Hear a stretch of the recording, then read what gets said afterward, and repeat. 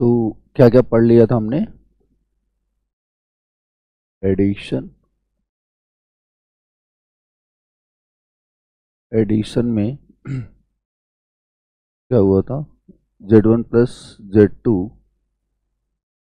कौन सा form use किया था हमने? रेक्टेंगुलर। ठीक है, रेक्टेंगुलर मतलब लाइक कि अगर a plus A1 plus JB1 हो प्लस A2 प्लस JB2 हो तो बेसिकली क्या हो जाता था, A1 plus A2 plus JB1 plus B2, ऐसा ही था कुछ। ठीक है, फॉर एग्जांपल मान लो यहाँ पे दो कॉम्प्लेक्स नंबर है A1 प्लस JB1 और A2 प्लस JB2। ठीक है, A2 प्लस JB2, तो बताओ जरा क्या हुआ था, डायरेक्ट बोलो। A1 प्लस A2 प्लस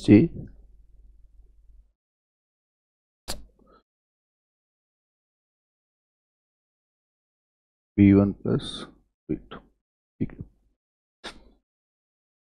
और जब बात आई थी सब्ट्रैक्शन की, देन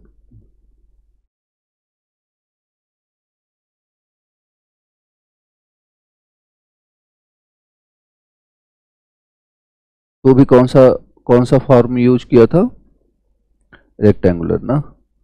क्या हो गया था, A1 minus A2 plus B plus JB1 minus B2। ठीक है, ओके। तो यहाँ पे ज़्यादा हमें कुछ अलग सा देखने को नहीं मिला था। जो हमारा मेन स्टार्ट हुआ था डिवीजन और मल्टीप्लिकेशन। तो अगर डिवीजन में बात, मल्टीप्लिकेशन में बात करें Z1 एंड Z2 की, तो क्या हुआ करता था, R1 angle φ1 and R2 angle φ2। तो बेसिकली क्या हुआ था, R1 R2 एंगल φ1 प्लस φ2। ठीक है, okay. R1 R2 angle φ1 plus φ2, ये हो गया था। और अगर हम बात करें Z1 बाई Z2 की, Z1 बाई Z2 की, तब क्या था बताओ जरा, R1 angle φ1 upon R2 angle φ2।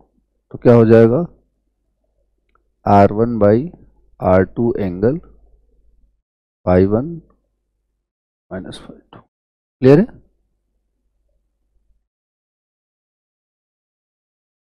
यही था ना। ठीक है, तो मल्टीप्लिकेशन और डिवीजन। इसके बाद कौन सा ऑपरेशन था,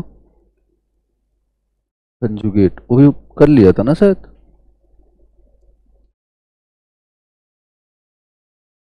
तो कंजुगेट, अगर मान लीजिए Z equal to A plus J B हो, तो जेड का कंजुगेट क्या हुआ करता था, ए माइनस जे बी। ठीक है, और क्या बोलते हैं, अगर z equal to 1 upon A plus J B हो, तो z का कंजुगेट निकालने के लिए सबसे पहले रेशनलाइज करते थे, किससे करते थे, ए माइनस जे बी अपॉन ए माइनस ही रहेगा, याद रखना। ये नहीं कि एक में माइनस लगा दिया एक में प्लस लगा दिया, क्योंकि आप जब ये फाइंड आउट कर रहे हो तो कहीं ना कहीं आपके दिमाग में ये रहना चाहिए कि नंबर चेंज नहीं होना चाहिए। ठीक है, तो यहाँ से वैसे तो याद भी कर लोगे तो कोई दिक्कत नहीं है, A upon A square plus B square minus J B upon A square plus B square. ठीक है, तो इसका कंजुगेट क्या हो गया था, बस इस माइनस की जगह क्या हो जाएगा, अब ये कंजुगेट नहीं है ना। ठीक है, A upon A square plus B square plus J B upon A square plus B square. ठीक है, ठीक है। तो इसके बाद कौन सा ऑपरेशन था यार? स्क्वायर। ठीक है, तो कौन सा नंबर? 5 हो गए थे। ठीक, तो स्क्वायर। तो अगर अपन स्क्वायर की बात करें तो देखो जरा, अब जैसे कि हम कितने फॉर्म में डील कर रहे हैं, तो कहीं ना कहीं हम 3 फॉर्म में डील कर रहे हैं।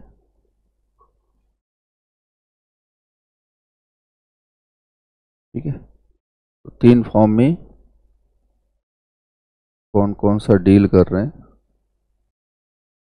तो सबसे पहले रेक्टेंगुलर, देन पोलर, और देन एक्सपोनेंशियल। तो मान लीजिए कोई नंबर है z, z क्या हो जाएगा? a plus J B. इसके अलावा क्या हो सकता है पोलर फॉर्म में? R angle phi. ये चीजें मतलब एकदम दिमाग में छप जाए, मतलब समझ रहे हो ना? जैसे ही बोला जाए rectangular form a plus J B, जैसे ही बोला जाए polar form R angle phi. Exponential form भी बता दो, आर ई के पावर जे फाई। ठीक, तो जितना चीजें वो हो जाएगा ना उतना चीज, मतलब एक बेसिकली ये बहुत बड़ा टूल है किसके लिए? एसी सर्किट के लिए। मतलब एसी और डीसी में डिफरेंस है नहीं, ये डिफरेंस सिर्फ कौन क्रिएट कर रहा होता है? कॉम्प्लेक्स नंबर, सिर्फ कॉम्प्लेक्स नंबर। मतलब केसीएल वहां भी लगेगा, केसीएल यहां भी लगेगा, केवीएल वहां भी लगेगा, यहां भी लगेगा। जितने थ्योरम्स डीसी के लिए वैलिड होंगे सारे के सारे एसी के लिए वैलिड हो, सब कुछ सेम है। जो डिफरेंस आता है सिर्फ और सिर्फ इस कैलकुलेशन की वजह से आता है, याद रखना। मतलब उसमें आर के साथ डील करते हैं, इसमें जेड के साथ डील करेंगे। अब आर क्या होता है? प्योरली रजिस्टिव, बट जेड क्या होगा? रजिस्टर के साथ साथ इंडक्टेंस और कैपेसिटेंस भी होगा। ठीक है, जब ये बात आप समझ जाओगे तो आपको एसी और डीसी में कोई फर्क नहीं समझ में आएगा। ठीक है, तो अब देखो रेक्टेंगुलर की बात करें, अगर स्क्वायर की बात करें तो जेड स्क्वायर। तो अब जेड की वैल्यू क्या है? ए प्लस जे बी का होल स्क्वायर। ठीक है, इधर आ जाओ, जेड स्क्वायर क्या हो जाएगा बोलो जरा? आर एंगल फाई का होल स्क्वायर। ठीक है, इधर आ जाओ, जेड स्क्वायर क्या हो जाएगा? आर ई की पावर जे फाई का होल स्क्वायर। ठीक है, डन। ओके, अब यहां पे अगर आप देखो, देखो अब तीनों को अगर सॉल्व करना हो, मतलब सॉल्व भी करते हैं कि इन केस कभी रेयर केस हुआ तो क्या पता सॉल्व भी करना पड़ जाए, उसके बाद देखेंगे कि आसान केस में है। ठीक है ना? तो देखो अगर मैं इसको सॉल्व करना चाहूं तो इसका क्या मतलब है? चलो ए स्क्वायर, हाँ मतलब प्लस जे बी का whole square, A square plus B square plus 2a, yes या नो, कुछ ऐसा। ठीक है, तो कितना आ जाएगा? A square minus B square. ठीक है, और ये कितना हो जाएगा? जे 2ab। ठीक है, और ये भी आसान तब हो रहा है जब आपको ए फॉर्मूला पता है, अदरवाइज क्या होगा? ए प्लस जे बी इंटू ए प्लस जे बी, तो लाइक वो मल्टीप्लीकेशन सबका सब में करना पड़ेगा ना, तो थोड़ा सा लेंथी जाता ना। खैर इधर आ जाओ, अब इस चीज को मैं चाहूं तो ऐसे तो लिख ही सकता हूं, R angle phi into R angle phi, yes या नो। और हमें पता है कि जब अभी जैसे एडिशन होता है तो एडिशन में क्या होता था? जो मैग्नीट्यूड था वो तो मल्टीप्लाई हो जाता था और जो एंगल था वो क्या हो जाता था, ऐड हो जाता था। बोलो हाँ या ना। तो 5 + 5 दैट इज व्हाट, 25। समझ में आ गया? ठीक है, तो ये हमारा क्या हो गया, लाइक आंसर हो गया। क्या बस सबको क्लियर है क्या? ठीक है, ओके। मतलब क्या हुआ कि जब हम स्क्वायर करेंगे तो मैग्नीट्यूड का तो स्क्वायर होगा बट एंगल डबल हो जाएगा। इसी तरीके से अगर मान लो यहाँ पे क्यूब किया होता तो यहाँ पे क्या होना था, r³ और यहाँ पे क्या होना था, 3/5। तो क्या मैं एक जनरल एक्सप्रेशन ले सकता हूं क्या कि z के पावर, हाँ z के पावर n क्या हो जाएगा, बोलो जरा, r के power n angle n5। Very good, done. ठीक है, इस तरीके से आप सोच सकते हो, r के पावर n एंगल n5। इधर आ जाओ, यहां पे अगर आप ध्यान दो तो क्या हो जाएगा। अब देखो एक्चुअली ये भी इसका जो डेरिवेशन था वो यहीं से आया होगा, ठीक है, पिछली बार हमने देखा था, ठीक है। तो बट स्टिल एक बार यहाँ पे देख लेते हैं क्या हो जाएगा। ये तो डायरेक्ट स्क्वायर हो जाएगा, r² e के पावर j2/5, यस है नो। मतलब पावर क्या हो जाता है, e के पावर x इंटू e के पावर x, e के पावर 2x ना। तो 5 × 5 तो इक्वल टू 5। तो बेसिकली इसी को यहाँ पे रखा है। तो अगर z के पावर n हो गया तो क्या करोगे, बोलो, r के पावर n e के पावर jn5। ठीक है, स्क्वायर रूट। अब एक बार बताओ, सिंपल सा मैथमेटिक्स है,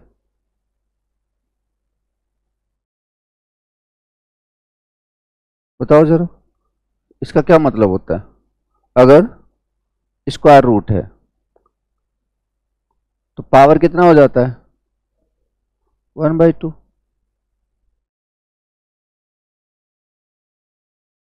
पावर 1/2, पावर 1/2, पावर 1/2, ठीक है ना। तो इस तरीके से,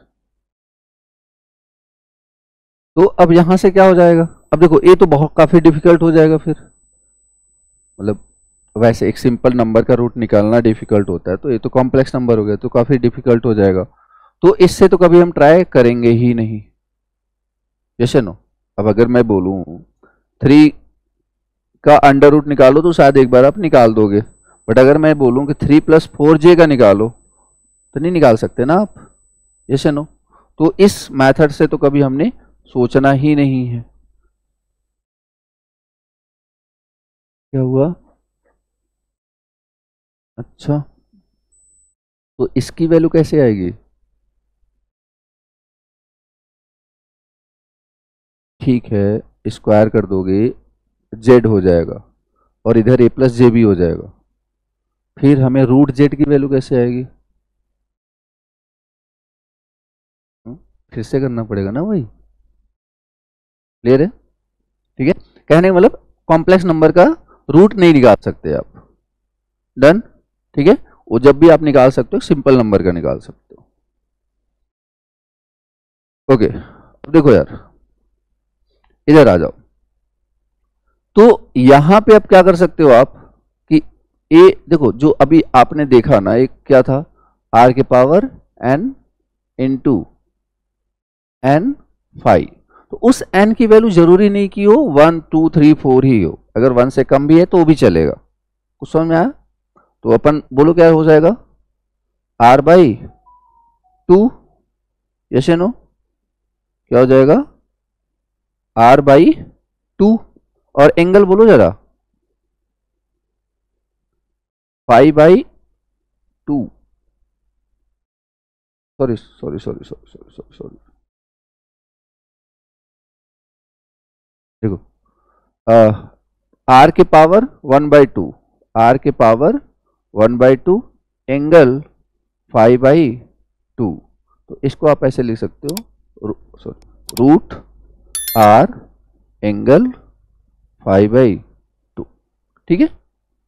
तो पावर 1/2 ना, अगर 1/n पावर है तब क्या हो जाएगा, बोलो, z1/n। तो ऐसे लिखेंगे, आर ऐसे ही तो लिखते हैं, यस या नो, ठीक है। और एंगल क्या हो जाएगा, फाइव बाई एन, ठीक है। इधर भी आप ऐसे ही कर सकते हो, जेड के पावर 1/2 टू आर, आर के पावर 1/2 लिखें या फिर अंडर रूट लिख दें, और ए के पावर जे 5/2। डन, सिंपल है, यहां से हम समझ सकते हैं। तो और कौन सा ऑपरेशन था, ये हो गया स्क्वायर, और कुछ था इनवर्स, हाँ 1/n, तो ये तो यही था, ठीक है ना। मतलब अगर आप ऐसे देखो कि z के पावर, मतलब अगर वैसे देखा तो z के पावर n, तो कौन सा फॉर्म यूज करेंगे, बोलो, पोलर फॉर्म। कौन सा फॉर्म यूज करेंगे, पोलर फॉर्म।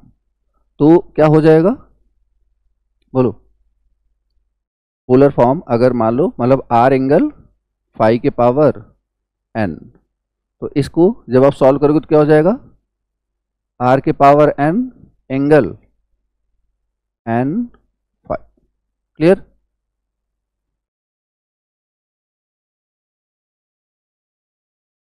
दूसरा बताइए, z के पावर 1/n, इसके लिए भी हम कौन सा फॉर्म यूज करेंगे, पोलर। तो आर एंगल फाई के पावर 1/n, ठीक है ना। कितना हो जाएगा, नहीं रूट नहीं, हाँ मतलब ठीक है, या तो ऐसे लिख लो आर के power 1/n angle phi by n, या फिर कैसे लिख सकते हो, सॉरी इस तरीके से r लिख लो और यहाँ पे क्या लिख लो n, और एंगल क्या हो जाएगा फाई बाई n, ठीक है। तो z के पावर 1/n। इसके अलावा कोई था ऑपरेशन, रेसिप्रोकल, तो रेसिप्रोकल ठीक है। तो रेसिप्रोकल में क्या हो जाएगा, मतलब z इक्वल टू, मान लो जैसे मान लो रेसिप्रोकल निकालना है, रेसिप्रोकल मतलब लाइक कि y, ठीक है। जैसे मान लो बोल दिया कि z निकालो, तो दैट इज व्हाट, मतलब z दे दिया, बोल दिया y निकालो, तो that is what kind of reciprocal, yes या नो। तो अब हाँ ठीक है, ये अलग हो जाएगा थोड़ा सा, कोई बात नहीं। तो देखो जरा कैसे निकालेंगे, 1/a प्लस जे बी, बताओ फिर क्या करना पड़ेगा, ठीक है। तो y निकालने के लिए बेसिकली 1/a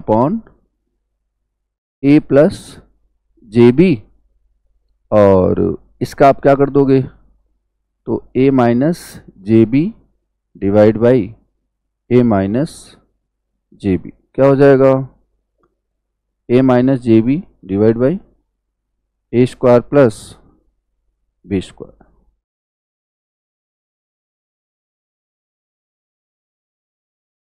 क्लियर है, तो ये आपका रेसिप्रोकल। जैसे फॉर एग्जाम्पल मैंने बोला कि z इज 3 + 4j, ठीक है, z इज 3 + 4j, तो बताइए y क्या होगा, जल्दी से सब लोग कैलकुलेट करो। वेरी गुड, तो कितना आ जाएगा, देखो यहाँ पे इस तरीके से, देखो आपको याद रखना पड़ेगा, जैसे इन्होंने बताया, तो जल्दी से जल्दी कर दोगे तो बेटर है। तो यहाँ पे देख सकते हो आप, मतलब दो चार क्वेश्चन कर लोगे ना, तो आपके दिमाग में फीड हो जाएगा कि ठीक है, a माइनस, अगर a प्लस जे बी है तो a माइनस जे बी वाले फॉर्म में आएगा।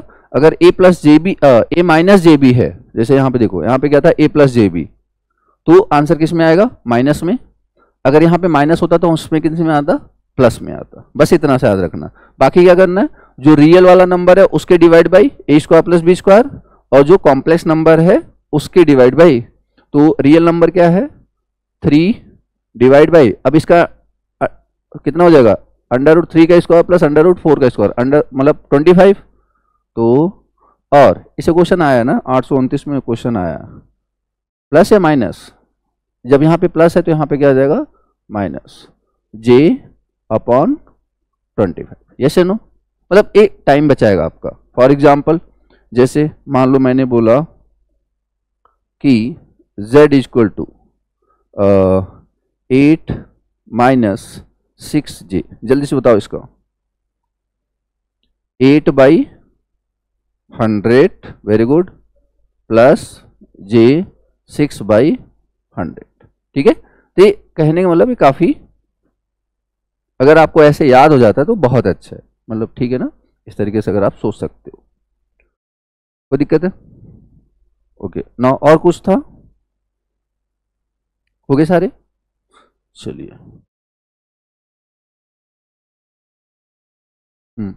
अगर हम बात करें किसकी, पोलर फॉर्म की, ठीक है। तो पोलर फॉर्म में क्या है, अगर यही सेम कॉन्सेप्ट देखें, जैसे z इक्वल, जैसे मान लीजिए z इक्वल टू क्या है, r एंगल फाई, ठीक है। अब मान लीजिए क्या निकालना है, y, तो अपन क्या करेंगे 1/r एंगल फाई, यस या नो।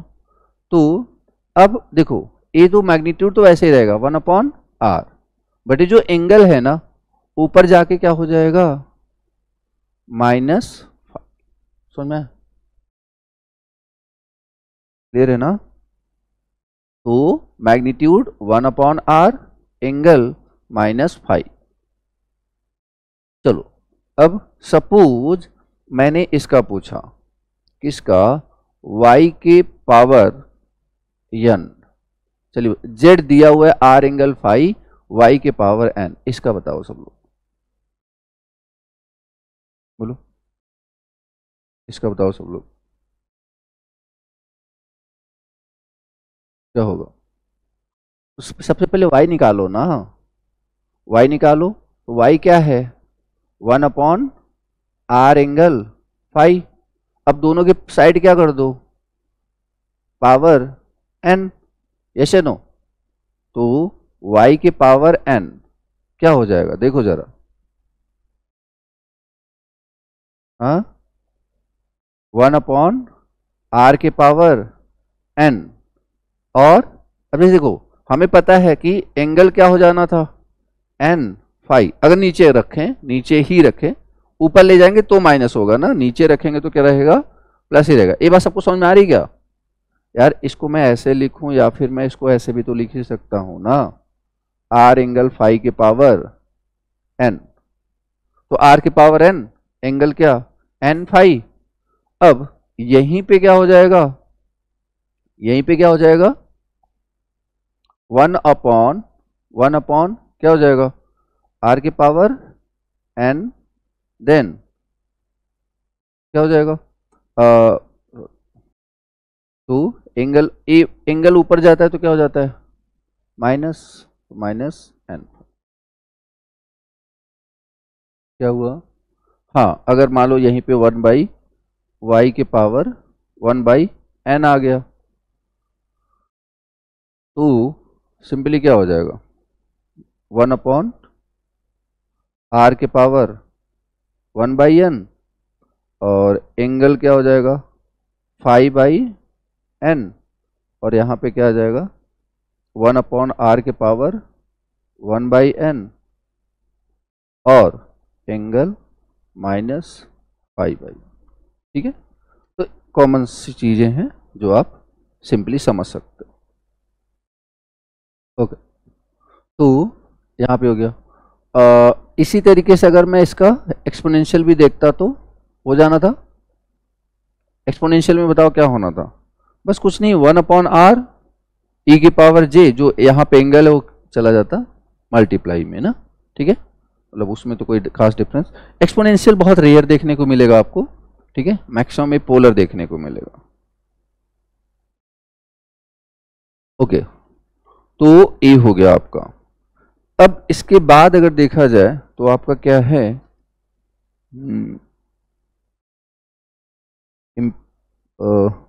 ये पूरा प्रोसेस कंप्लीट हो गया। अब ये जो होगा बेसिकली, ये जो आपने पढ़ा है ये कहाँ होगा उसके बारे में थोड़ा सा बात करते हैं। तो सबसे पहले लिखते हैं अबाउट इम्पीडेंस, अबाउट इम्पीडेंस, ठीक है, अबाउट इम्पीडेंस। तो व्हाट इज इम्पीडेंस, बोलो, what is impedance, basic definition क्या होगा। जैसे रेजिस्टेंस क्या होता है, resistance is kind of opposition offered in DC circuit, yes और नो। तो इसी तरीके से इम्पीडेंस क्या होता है, that is also kind of opposition offered in AC circuit. Clear है क्या, ठीक है। तो यहां पे लिखेंगे impedance is the opposition offered by, impedance is the opposition offered bye,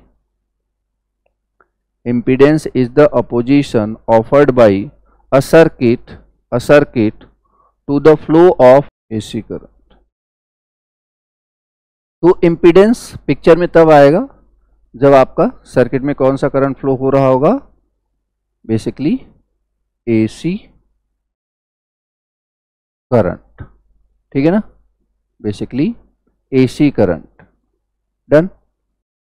Z is equal to what, तो अब Z जैसे वहां पे था V अपॉन आई, तो यहाँ पे क्या होगा, V अपॉन आई यहाँ भी होगा, but V and I is a function of omega, omega मतलब फ्रीक्वेंसी, ठीक है ना। जैसे वहां पे R होता था, R क्या होता था, वोल्टेज अपॉन करंट। तो इसी तरीके से यहाँ पे इम्पीडेंस क्या होगा, V मतलब voltage, V omega upon I। अच्छा, अब यहाँ पे काम करो आप, JB लगा ही लो ताकि हमें पता चलता रहे, ठीक है, मतलब वोल्टेज भी कॉम्प्लेक्स। तो इससे क्या होगा, जो Z आएगा, जो इम्पीडेंस ऑफर्ड होगा वो क्या होगा, दैट इज कॉम्प्लेक्स, ठीक है, जो इम्पीडेंस ऑफर होगा that is what, complex. Done, that is complex. और अगर इसकी यूनिट की बात करें, बताओ जल्दी, ओम, ठीक है, जो रेजिस्टेंस का होता है वही इसका भी होता है। अब देखो यही इम्पीडेंस अगर एक, जैसे यही इम्पीडेंस है एसी सर्किट में, मान लो इम्पीडेंस है वो प्योर रेजिस्टिव है, तो ZR, तो उस समय ZR किसके बराबर होगा, R के बराबर। अगर मान लो इम्पीडेंस में प्योर इंडक्टर है, तो उस समय इम्पीडेंस किसके बराबर होगा, JXL। और अगर प्योर कैपेसिटिव है तो 1/JXC, ठीक है ना। इनकी वैल्यूज भी लिख सकते हो आप, तो J ओमेगा L और 1/J ओमेगा C, तो ZR ZL ZC। अभी आपको ऐसे भी देखने को मिलेगा क्या, कि एक ऐसा सर्किट होगा जिसमें R और L दोनों लगा होगा, तो उसके लिए इम्पीडेंस क्या हो जाएगा, that is R plus JXL and the value of XL is omega L। और अगर मान लीजिए एक ऐसा सर्किट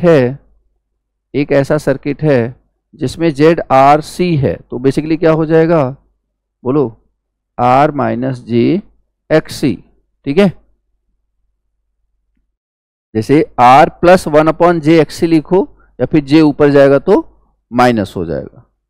आई बात समझ में, ठीक है, क्लियर है। तो R माइनस JXC, क्लियर हुआ। अब Z अगर RL RC और क्या है, RLC, ठीक है, ZRLC मान लो दोनों है, तो क्या हो जाएगा, anyone, R plus J XL minus XC, depend करेगा एक्सी माइनस एक्सएल होगा, एक्सएल माइनस एक्सी कि कौन डोमिनेट करता है, बट एक general expression XL minus XC. कुछ समझ में आया क्या? मतलब क्या मैं क्या बोलना चाह रहा हूं कि ये जो इम्पीडेंस होगा, जैसे अगर रेजिस्टेंस की बात करें तो सिर्फ एक हुआ करता था, ये डीसी में हमेशा आर ही होगा, बट इम्पीडेंस की बात करें तो अलग अलग एसी सर्किट में अलग अलग इम्पीडेंस ऑफर होगा। वो इम्पीडेंस प्योर रेजिस्ट मतलब सिर्फ आर भी हो सकता है, सर्किट में क्या हो एसी सप्लाई हो बट सर्किट में सिर्फ रेजिस्टेंस हो तो इम्पीडेंस कितना होगा आर। समझ पा रहे हो कि नहीं? सर्किट एसी सप्लाई हो बट सर्किट में सिर्फ इंडक्टर हो तो वो इम्पीडेंस किसके बराबर होगा? Naught L, that is what J omega L. ये बात याद रखना आप, जब इमेजिनरी कंपोनेंट आता है तो बेसिकली फ्रीक्वेंसी पे डिपेंड करने लग जाता है, ठीक है ना? तो जे ओमेगा एल अगर प्योर कैपेसिटिव है एसी सप्लाई के साथ प्योर कैपेसिटिव तो क्या होगा 1 अपॉन जे एक्स, सॉरी देखो इसको ना, देखो ऐसे लिखना आपने, फिर से बता देता हूं मैं एक बार उसको। तो जे पहले तो 1 अपॉन जे ओमेगा सी, ठीक है, या फिर यहाँ पे माइनस जे एक्स सी, ऐसे करके लिखना ना, ठीक है, इसको ऐसे करना तो सही कर लेना इसको 1 अपॉन जे ओमेगा सी या फिर माइनस जे एक्स सी, बाकी जगह सही है, बस यहाँ थोड़ा गलत होगा। क्लियर है? तो कहने का मतलब अगर सर्किट प्योर कैपेसिटिव है तो क्या होगा minus J X C. Clear है? Minus J X C. और आर एल तो क्या हो जाएगा R plus J XL, R C R minus J X C, R C क्या हो जाएगा R plus J XL minus X C. आई बात समझ में? ठीक है, तो इस तरीके से आप चीजों को देख सकते हो। मतलब जैसे आप ऐसे समझो, फॉर एग्जांपल मैंने इसको नंबरिंग कर दी ना, देखो इसमें प्रॉब्लम जैसे जब आप स्पेशली जो लोग पहली बार पढ़ रहे हैं और इसको इस डिटेल में नहीं पढ़ा है तो उनको दिक्कत आती है। जैसे फॉर एग्जांपल मैंने बोला एक एसी सर्किट है, एक एसी सर्किट है, तो बताओ ये जो टोटल इम्पीडेंस ऑफर होगा कौन सा नंबर का 1 2 3 4 5 6 कौन सा होगा? कौन सा? 4। आगे बात समझ में? तो अलग अलग सर्किट के लिए अलग अलग इम्पीडेंस ऑफर होगा। फॉर एग्जांपल मैंने यहाँ पे कैपेसिटर भी लगा दिया, देन 6। क्लियर है? तो इस तरीके से मैं चीजें आप समझ सकते हो। नहीं वो पैरेलल का अलग होता है, अभी उसको चीजें पे अलग तरीके से डील करेंगे। वो वाई होता है एडमिटेंस, अभी आते हैं उस पर ना, ठीक है? अभी यहां तक क्लियर है सबको? ठीक है, चलो। तो ये आपका हो गया अबाउट इम्पीडेंस। अब इसी इम्पीडेंस की बात करें, इसी इम्पीडेंस की बात करें तो देखो अगर मान लो 2-3 इम्पीडेंसेज हैं, उनको किसमें है सीरीज में कनेक्टेड है, किसमें सीरीज में कनेक्टेड है, तो Z इक्विवेलेंट क्या हो जाएगा बोलो यार? Z1 plus Z2 plus Z3, ठीक है? और इनको सॉल्व करने के लिए हम कौन सा मेथड प्रीफर करेंगे बोलो, मतलब कौन सा फॉर्म? ये चीजें बहुत इंपॉर्टेंट है, याद रखना। आप सोचो आपके सामने क्वेश्चन आ गया, आप ये नहीं डिसाइड कर पा रहे हो कि कौन सा फॉर्म हमारे लिए आसान रहेगा, तो फिर ऑब्वियस सी बात है टाइम तो लगेगा। उसीलिए तो चीजें बताई गई ना आपको उस तरीके से कि आपको पता होना चाहिए कि कौन सी चीज कहाँ पे आसान होने वाली, कौन सी चीज मुश्किल होने वाली है। खैर मान लीजिए यही पैरेलल में चल रहा है, तो पैरेलल में क्या होता है 1 upon Z equivalent is equal to what 1 upon Z1 1 upon Z2 1 upon Z3। बोलो हाँ या ना? कुछ इस तरीके से समझ में आ रहा है क्या? ठीक है, तो पैरेलल में आप इस तरीके से अब ये जो अगर मान लो इस तरीके से ऐसा कैलकुलेशन आ गया तो आप कौन सा मेथड प्रीफर करोगे? पोलर। फिर आप मेथड मतलब देखो यहाँ पे मिक्स हो जाएगा, जैसे मुझे 1/, अब इसको ऊपर ले जाना है तो कहीं ना कहीं पोलर, फिर बाद में ऐड करना है तो रेक्टेंगुलर। तो ऐसा कुछ फिक्स नहीं है, याद रखना। उनको आंसर से मतलब है, आप मेथड क्या लगा रहे हो उससे उनको मतलब नहीं है। तो आपको जो भी लग रहा है कि सूटेबल है यूज कर लो। डन, ठीक है। तो that is what about impedance. समझ में आ गई बात? अब बात करते हैं किसकी? तो एडमिटेंस की। किसकी? एडमिटेंस की। एडमिटेंस को किससे रिप्रेजेंट करते हैं? वाई से, ठीक है। इंपीडेंस को किससे रिप्रेजेंट करते हैं? तो जेड से। तो अगर कोई सिंपल पूछे कि ये जो एडमिटेंस है दैट इज व्हाट, बोलो, that is what? Reciprocal of impedance. इसका मतलब क्या है कि अगर एडमिटेंस को क्या बोलोगे आप कि एडमिटेंस एसी सर्किट में करंट के फ्लो का सपोर्ट करता है या अपोज करता है? सपोर्ट करता है, ठीक है ना? यस या नो? जब इंपीडेंस क्या करता है? अपोज, तो एडमिटेंस क्या करेगा? सपोर्ट। तो reciprocal of impedance. Done, reciprocal of impedance. तो what is y 1/z and unit आपका क्या है? बोलो, ए भी होता है 1/ओम। यस या नो? 1/ओम। इसके अलावा कुछ होता है क्या? सीमेंस। यही है ना, देख लेना, ठीक है। तो डन, तो 1/z 1/ओम सीमेंस। ले रहे यहां तक? ओके।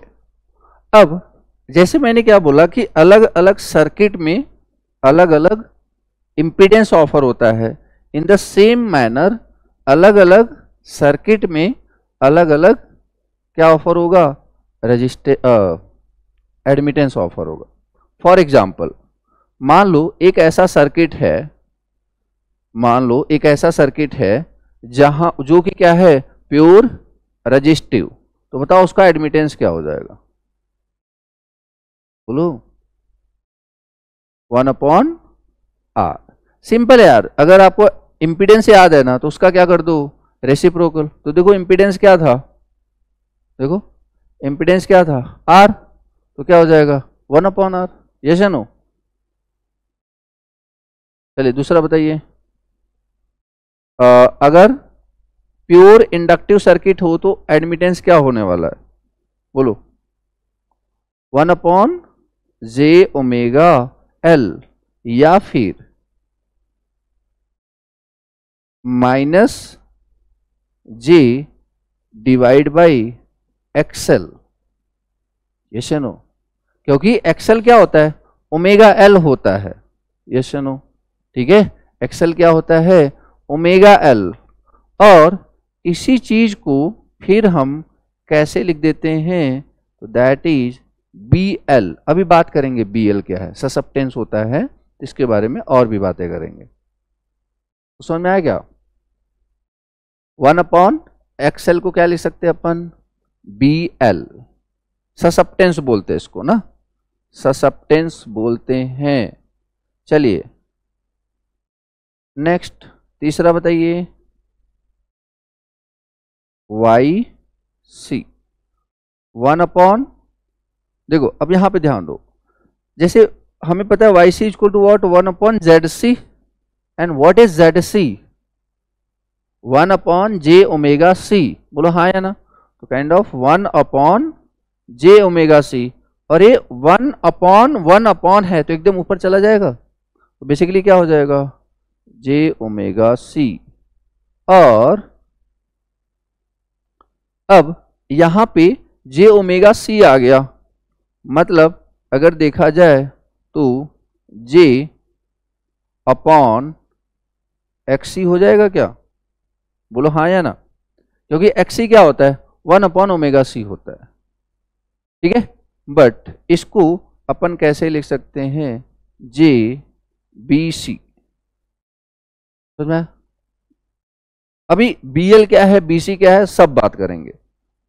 अभी यहाँ पे चीजें देखो, ये चीजें भी बहुत कंफ्यूज करती है ना, तो इसलिए इस पे थोड़ा काम करते हैं। मतलब उसी चीज को मैं बार बार लिख रहा हूं। यहां तो कोई दिक्कत है क्या?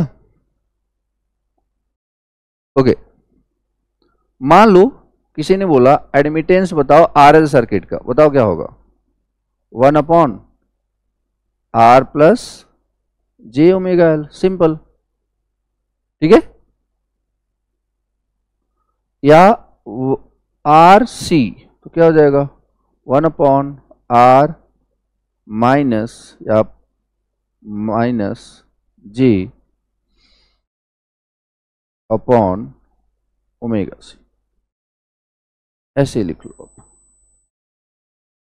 क्योंकि एक्चुअली क्या होता है? R plus 1 upon J omega C, J ऊपर ले गया तो 1 upon R minus J upon omega C, ठीक है।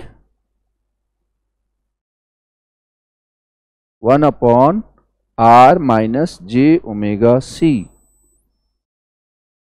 डन। ओके, अब एडमिटेंस का सीरीज कनेक्शन देखते हैं। बताओ सीरीज कनेक्शन में एडमिटेंस कैसा होता होगा? एनीवन?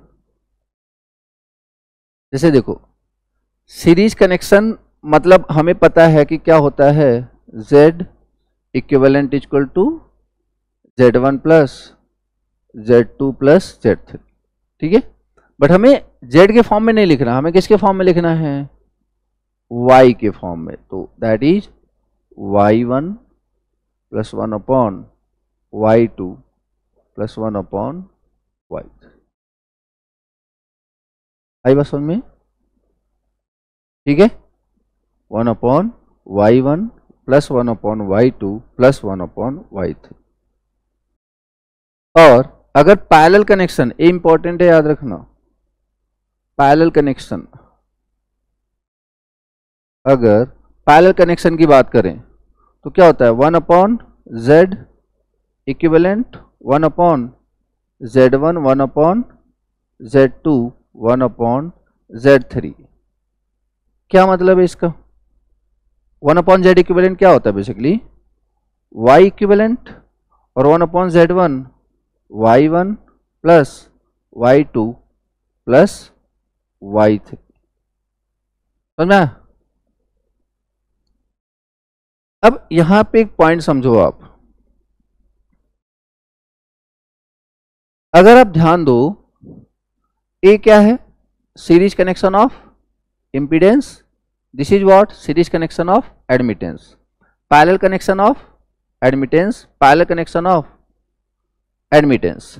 तो सिंपली आप देख करके बता सकते हो, अगर मुझे कॉम्प्लेक्स या फिर एसी सर्किट में सीरीज कॉम्बिनेशन या फिर एलिमेंट को डायरेक्टली ऐड करना है, अगर वो एलिमेंट सीरीज में है तो मैं उसका कैलकुलेशन किस में करूंगा? इम्पीडेंस में, एडमिटेंस में?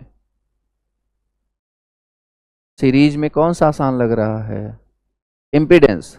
बट जब हम पैरेलल सर्किट में जाएंगे तो पैरेलल सर्किट में कौन आसान लग रहा है? ये बहुत इंपॉर्टेंट लाइन है, याद रखना। ये छोटी छोटी चीजें ही आपके कैलकुलेशन को आसान बनाएंगी, याद रखना। जैसे फॉर एग्जाम्पल, एक एग्जाम्पल देता हूं, शायद ज्यादा अच्छे समझ पाओगे आप। मैंने बोला कि देखो, मैंने बोला कि इसका है 3 प्लस 4J इम्पीडेंस और 4 प्लस 3J इम्पीडेंस, ठीक है। चलो मैं एग्जाम्पल के थ्रू यहां पे बात करता हूं। मान लो एक इम्पीडेंस है Z1 3 प्लस 4J और Z2 है 4 प्लस 3J, ठीक है। और ये दोनों इम्पीडेंस जुड़े किसमें हैं? तो पैरेलल में। कितना? 3 प्लस 4J 3j। ठीक है। अब यहां पे मैंने आपसे पूछा कि काम करो यार, मुझे z इक्विवेलेंट बता दो। चलो बताओ z इक्विवेलेंट। यहां पे पहला मेथड तो ये है z इक्विवेलेंट, जो आपको पढ़ाया गया है कि दो अगर पैरेलल में हो तो कुछ इस तरीके से हो जाता है। बोलो हाँ या ना। पहला तरीका तो ये है z1 z2 upon z1 plus z2। अब जो दूसरा तरीका है, आपको ये देखो, मैं बोल रहा हूं कि ये दोनों हैं किसमें, तो ये y इक्विवेलेंट निकाल लेते हैं ना। अगर देखो, मैं अगर आपसे बोलूं कि ये है किसमें, पैरेलल में, देखो जरा ये है किसमें, बहुत ध्यान से समझना, इंपॉर्टेंट है ये, है किसमें, ये पैरेलल में। तो मैं इस तरीके से ना निकालने के बजाय मैं ऐसे भी तो कर ही सकता हूं ना, 1 upon z equivalent equal to what, 1 upon z1 plus 1 upon z2। बोलो हाँ या ना। तो समझ में आ रहा है? ठीक है, ठीक है, ओके। अब कहोगे सर इसमें डिफरेंस तो नहीं है, सही बात है। अब यहां पे देखो डिफरेंस कहां पे आएगा, व्हाट इज y इक्विवेलेंट, बोलो y1 प्लस y2, यस या नो, y1 प्लस y2। तो यहां पे तो दो के लिए तो चलो कोई बात नहीं, एक बार तरीके देख लेते हैं, फिर वो देख लेंगे कि कौन से क्वेश्चन के लिए कौन आसान रहेगा, क्योंकि इस क्वेश्चन के लिए फिलहाल तो ये सही रहेगा। बट यहाँ पे देखो और भी, जैसे इसी में मैंने एक और ऐड कर दिया, तब के लिए चीज, तब तो ये वैलिड नहीं रहेगा। एक इंपीडेंस मैंने और लगा दिया, तब तो ये वैलिड नहीं आएगा ना। फिर ठीक है, तो दोनों तरीके देख लेते हैं, फिर देखेंगे जो जिसमें आसान रहेगा। तो what is y, 1 upon z1, what is z1, 3 plus 4j। ठीक है ना। या फिर एक काम करते हैं, मैंने ऐसे दे दिया, मैं आप पूछ रहा हूं कि y इक्विवेलेंट भी बताओ और z इक्विवेलेंट भी बताओ। ठीक है ना, दोनों पूछ लिया मैंने। तो प्लस y2 कितना हो जाएगा, दैट इज 4 प्लस 3j। आप इसको सॉल्व कर सकते हो। ठीक है, और यहां पे आप किसको सॉल्व कर सकते हो, इस तरीके से कि लाइक 3 प्लस 4j और 4 प्लस 3j डिवाइड बाई, ये दोनों को ऐड कर दिया, मतलब like 3 plus 4j plus 4 plus 3j। समझ में आया? Done, okay. तो अब जहां से भी मर्जी हो, जैसे कि मैं जस्ट बता रहा हूं कि दोनों आपके सामने हैं। अब वो आप जब, जैसे क्या होता है जब क्वेश्चन आएगा ना, एक दो स्टेप लिखोगे ना, तो आपको खुद आइडिया लग जाएगा कि कौन सा ज्यादा आसान होने वाला है। ठीक है ना। याद रखना, हर एक क्वेश्चन किसी पर्टिकुलर मेथड के लिए डिजाइन होता है, ये बात याद रखना। हर एक क्वेश्चन किसी पर्टिकुलर मेथड के लिए डिजाइन होता है। अगर आपने उस मेथड को कम टाइम में गेस कर लिया तो आपका नेटवर्क का आंसर बहुत जल्दी आ जाएगा, और आप उसे दो चार तरीके से सॉल्व कर रहे, और नेटवर्क की खास बात क्या है कि लाइक एक ही क्वेश्चन 4-5 तरीके से सॉल्व होगा। अब नेटवर्क में स्पीड तभी आती है जब उस 4-5 में से आप उसको बहुत जल्दी स्ट्राइक कर सको जिस मेथड के लिए क्वेश्चन बना हुआ है। ठीक है ना, वो चीज प्रैक्टिस से आएगी, ऐसे नहीं आएगी, वो चीज प्रैक्टिस से आएगी। तो इस बात का ध्यान रखना। तो इस तरीके से, तो एक तो ये है, कहीं ना कहीं इसका भी कल, अब देखो ना, अगर आपसे मैंने पूछ लिया z इक्विवेलेंट, तो कहीं ना कहीं आपको इसको भी सॉल्व करना है, इसको भी सॉल्व करना है, उसके बाद फिर से नीचे क्या आ जाएगा, कॉम्प्लेक्स नंबर, फिर से इसको रेशनलाइज करना पड़ेगा। समझ पा रहे हो क्या? अगर मैंने y इक्विवेलेंट पूछा है, z इक्विवेलेंट तो चलो डायरेक्ट आ जाएगा, बट अगर ये y इक्विवेलेंट पूछा है तो उसको फिर से क्या करना पड़ेगा, रेशनलाइज करना पड़ेगा। क्लियर है बात? ठीक है। जैसे फॉर एग्जांपल मान लो यहां से आ गया, बताओ जरा कितना आएगा, ये 12 और -12 हो जाएगा क्या? अच्छा ठीक है, तो 9 16, तो लाइक 25J डिवाइड बाई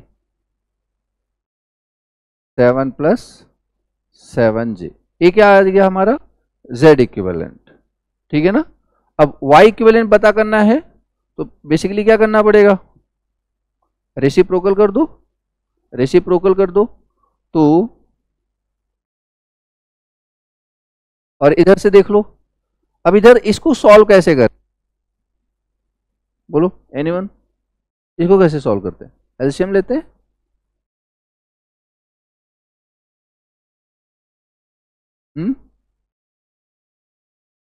इसको सॉल्व करना है, कैसे करें, वेरी गुड, इंडिविजुअल रेशनलाइज करोगे आप, इंडिविजुअल, एक साथ नहीं, इंडिविजुअल। तो अब तो पता चल ही गया ना यार, बताओ 3 + 4J का रेशनलाइजेशन क्या होगा, 3 ना, 3 - 4J डिवाइड बाई 25, बोलो हाँ या ना। इस पे बहुत अच्छे से ओ कर लो, देखो ना, इसको भूल जाओ आप, इसको आप रेशनलाइज करना, क्या करोगे, 3 - 4J से मल्टीप्लाई करोगे ऊपर नीचे, तो 3 - 4J से ऊपर करोगे तो नीचे किससे करोगे, 25 हो जाएगा ना, ये नो। तो बेसिकली क्या हो जाएगा 3/3, और इधर बताओ क्या हो जाएगा, जल्दी से बोलो, 4 - 3J डिवाइड बाई 25। तो यहाँ पे कितना आ गया, देखो जरा, 4 - 3 = 7 minus 7J divide by 25, yes no. देखो Y इक्विवेलेंट आपका जल्दी आ गया, अगर आप ध्यान दो इसके कंपैरिजन में। अभी आपने यहाँ पे Z पे ही पहुंचे हो, तो समझ में आ रहा है। अच्छा, ये जल्दी तब लगेगा जब आपको रेशनलाइजेशन इस तरीके से आता हो। अब इसी में टाइम वेस्ट कर दे रहे हो, 2 मिनट इसी में लग जा रहा है, तो भी से पता टाइम तो लगेगा। ठीक है, तो हर चीज मैटर करती है। तो देखो यहां से Y इक्विवेलेंट बहुत जल्दी आ चुका है। अगर मुझे Z इक्विवेलेंट निकालना हुआ तो फिर से मुझे टाइम लगेगा, कि लाइक रेसिप्रोकल करना पड़ेगा इसका, यस या नो। अब इसमें Y इक्विवेलेंट निकालना पड़ा तो टाइम लगेगा, समझ में आया। तो क्या मैं एक कंक्लूड कर सकता हूं कि जैसे Y इक्विवेलेंट पैरेलल में हो तो निकालने, मतलब पैरेलल में हो तो इक्विवेलेंट सर्किट या इक्विवेलेंट इंपीडेंस निकालने, इक्विवेलेंट सर्किट का इंपीडेंस या एडमिटेंस निकालने के लिए कौन सा मेथड सही है, एडमिटेंस, अगर पैरेलल हो। ठीक है ना, समझ पा रहे हो क्या। और यहां पे देखो, अब फिर से अगर आपने Y इक्विवेलेंट निकालने की कोशिश करी तो क्या होगा, 7 + 7J डिवाइड बाई 25J, बोलो हाँ या ना।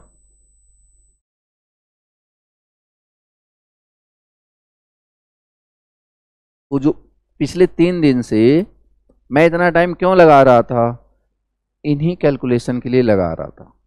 आ रही बात समझ में। एक बार सोच के देखो, अगर 3 दिन वो चीज बीच के हटा दिए जाए तो ये चीज आपको और ज्यादा टफ लगने लगेगी। क्या चीज,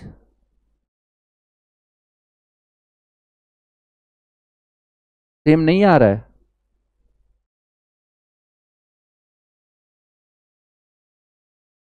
थ्री प्लस 4J, हाँ तो अभी आएगा ना, अभी कहाँ से प्लस माइनस, अभी नीचे J है, उसमें J नहीं है। ठीक है, लाते हैं, टेंशन मत लो। देखो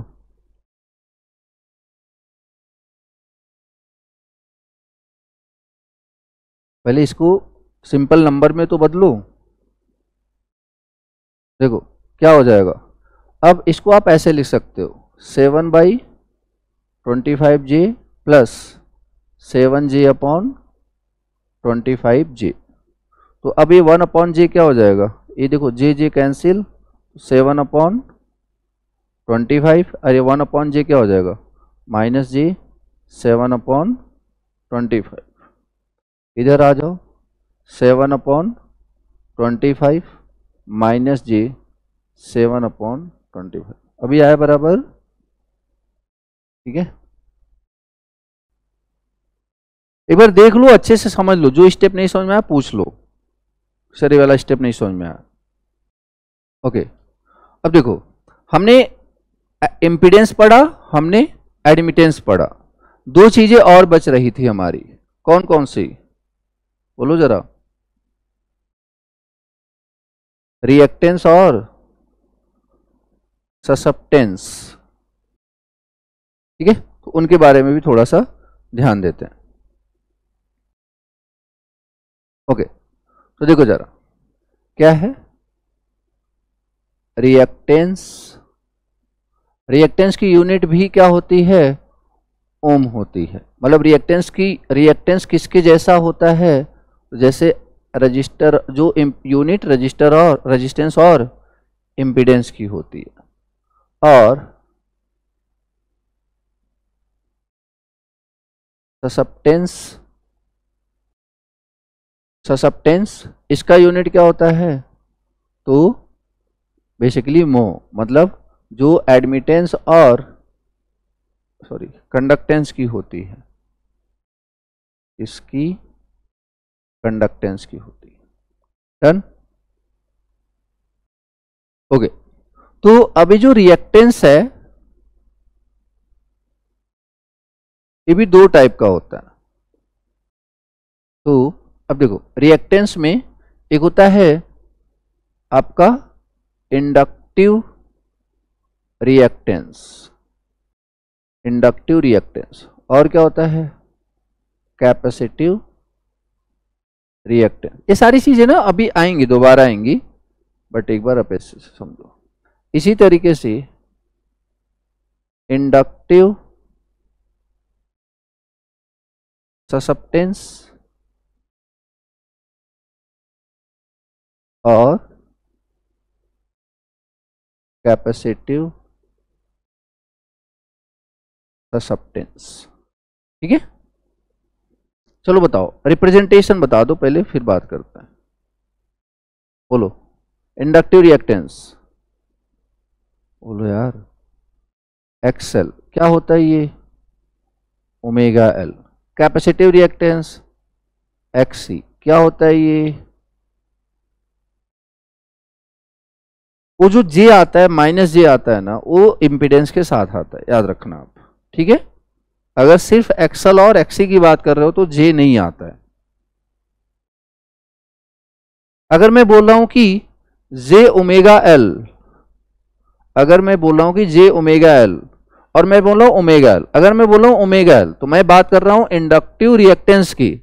अगर मैं बोल रहा हूं जे ओमेगा एल, मैं एक ऐसे सर्किट में बात कर रहा हूं जिसमें, मैं एक ऐसे सर्किट के इंपीडेंस के बारे में बात कर रहा हूं जिसमें सिर्फ और सिर्फ इंडक्टर है। समझ में आया? मतलब एक किसको रिप्रेजेंट कर रहा है? रिएक्टेंस को। एक किसको रिप्रेजेंट कर रहा है? तो ये इंपीडेंस को रिप्रेजेंट कर रहा है। तो जब भी जे लगाते हो मतलब वो किसको इंडिकेट कर रहा है? वो इंपीडेंस को। आगे बात समझ में? ठीक है, तो ये कंफ्यूजन नहीं होना चाहिए। चलिए यहां पे बताइए इंडक्टिव ससेप्टेंस, ये बेसिकली क्या होता है? That is B L. And what is B L? 1/XL।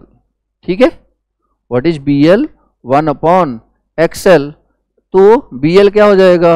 1/ωL। समझ में आया क्या सबको? ठीक है, देखो चीजें हैं बहुत ढेर सारी हैं एसी में, बट वही है कि अगर आप एक तरीके से सीक्वेंस में समझते चलोगे तो आसान लगेगी, ऐसा कुछ नहीं है बहुत टफ है। ठीक है ना? चलिए इसका बताइए कैपेसिटिव ससेप्टेंस का बताइए आप लोग। बी सी, उसके बाद क्या लिखना? 1/XC, और क्या लिखना?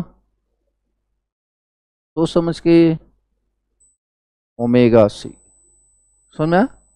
ठीक है, क्योंकि XC क्या होता है? 1/ωc ना, तो ऊपर चला जाएगा।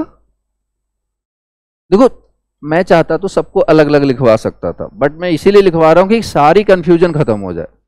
एक जगह रहेगा ना तो कंफ्यूजन नहीं होगा। जब भी कंफ्यूजन आएगा पेज पलटोगे सारी चीजें एक साथ मिल जाएंगी। ठीक है ना? तो कंफ्यूजन नहीं रखने के लिए इस तरीके से बनवा रहा हूं मैं। खैर डन हो गया। तो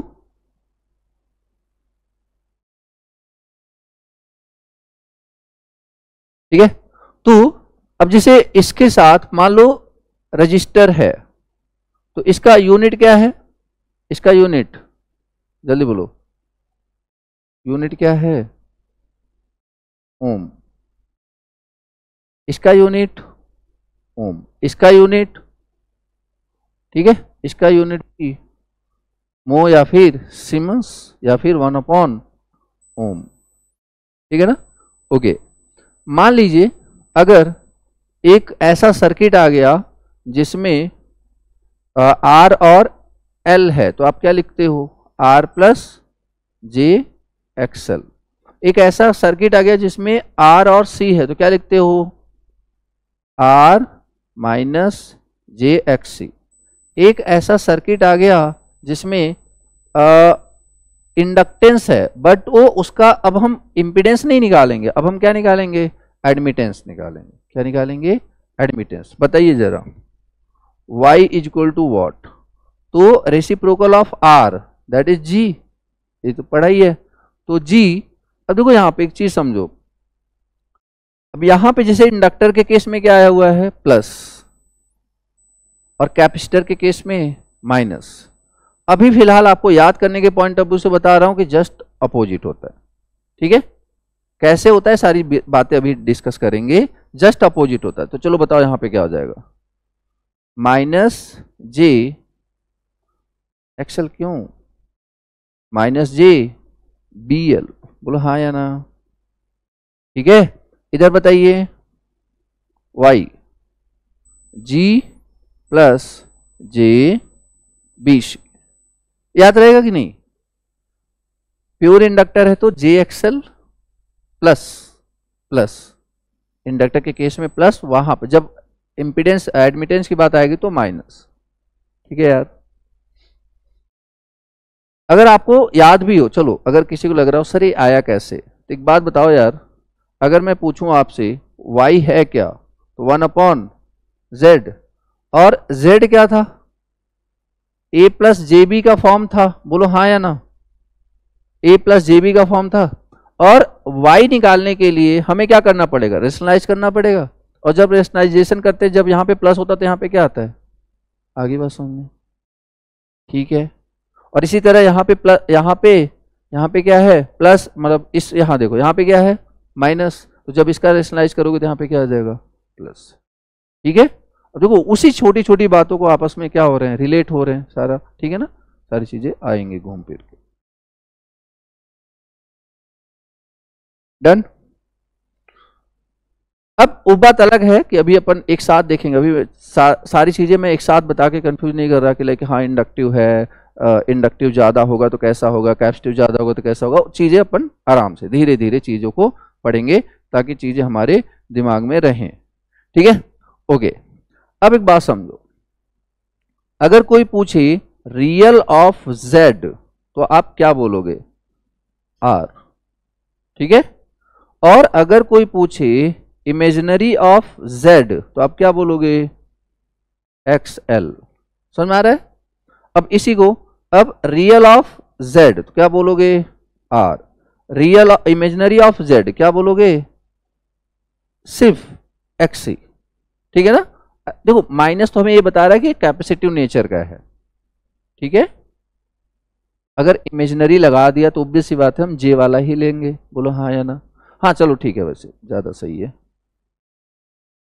माइनस एक्स, ठीक है। चलिए इधर बताओ, रियल ऑफ वाई क्या, G, real of Y is what, G, और इमेजिनरी ऑफ वाई इसका बताइए, minus B L. Done. Okay, real of Y that is G, और imaginary of Y that is plus B C, ठीक है। समझ में आया। तो ए मतलब यहां तक ये पूरा आपका क्या चल रहा था, कॉम्प्लेक्स नंबर, ठीक है। तो फाइनली ये आपका कॉम्प्लेक्स, मतलब पहले मैंने कॉम्प्लेक्स नंबर पढ़ा रहा था, और वो कॉम्प्लेक्स नंबर पढ़ाया क्यों था, तो इन्हीं सब के लिए, ठीक है ना। तो कहने का मतलब ये कॉम्प्लेक्स नंबर वाला पोर्शन आपका कंप्लीट होता है। तो उम्मीद है कि 2-3 दिन लगाया, बट अभी आपको कॉम्प्लेक्स नंबर पे चीज़ें थोड़ी बहुत तो कॉन्फिडेंस आ ही गया होगा, ठीक है ना।